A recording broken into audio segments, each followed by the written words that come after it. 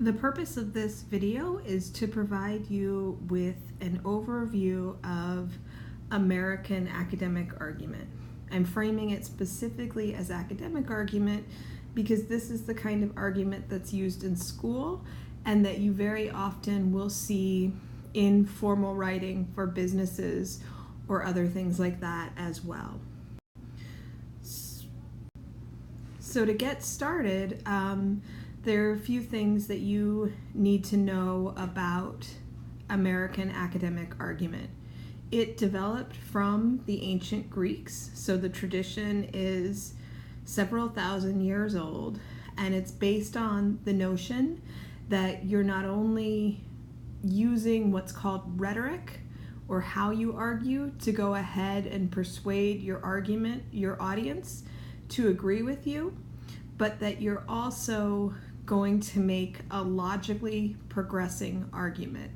That means that your claims, as they build off of one another, need to have a kind of cause and effect relationship, and they need to be related and move forward in a way that makes sense for your argument. Most American academic argument uses what's called a deductive or a top-down structure. That means that you start with your main claim, the big takeaway from the piece of writing that you're doing, and then the rest of the essay is proving that claim, logically proving that thing that you're claiming, often called subordinating claims. And so you'll have your main claim in the top of your essay, and then you'll move through the essay making a series of subordinating claims that you are to develop through multiple types of evidence. That evidence can be personal or lived experience, depending on the discipline that you're writing for. It can be words or ideas from an authoritative figure, or it can be facts or statistics.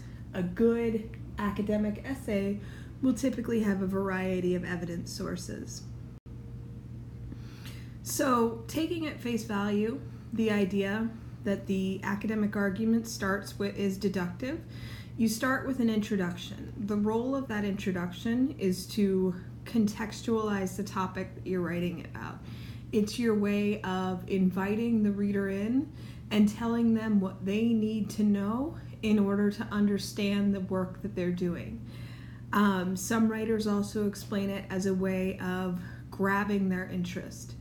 Within that introduction to the essay, you also need what's called a thesis statement. A thesis statement is a one-sentence articulation of your main claim for the essay.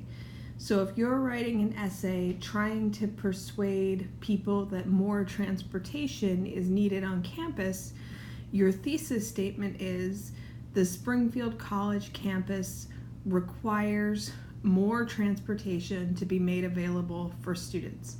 That's the largest claim in the essay, and by putting it in the last sentence of your first paragraph, your professor, whoever's reading your essay, can easily locate it. This isn't an unbreakable rule, but by putting it in that place, they know where to find it.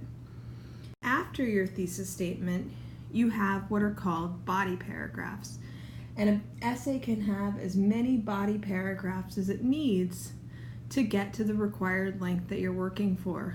But every body paragraph needs 4 basic components. The first is the topic sentence. The topic sentence is another name for what I've been saying is a subordinating claim, or a smaller claim that supports your thesis. So if we're looking at the thesis, the Springfield College campus needs more transportation for students, then the first claim or topic sentence is one reason that's true. So the claim or topic sentence might be more transportation will allow students to get to class on time, even if their class is across campus, right? And so by doing that, we've given the reader one reason their thesis is true. Then we need to provide evidence. Perhaps you could interview another student who talks about having back-to-back classes.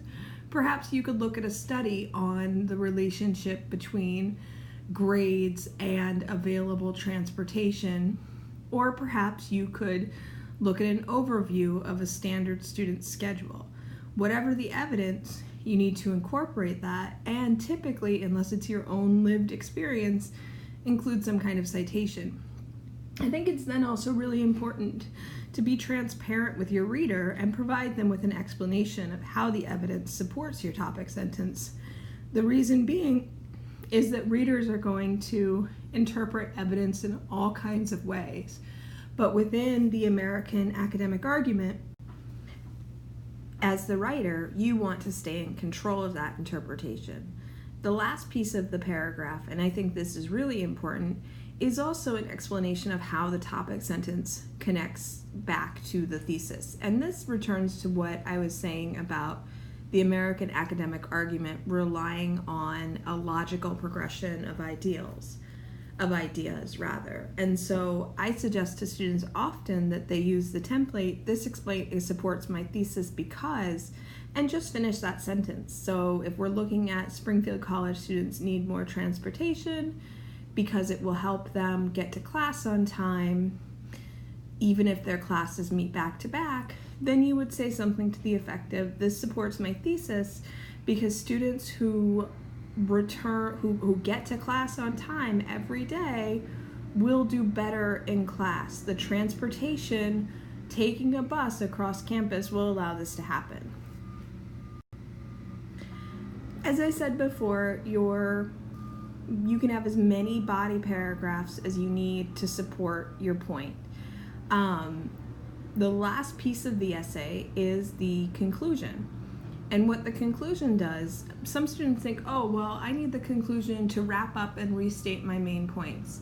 If you're writing a shorter essay, anything under 10 to 12 pages, give your reader credit for having a little bit of a memory and for remembering your main points. And instead, use the conclusion as a space to reopen or to reinforce your argument. And so the idea is that this is your last chance to make a plea to the reader.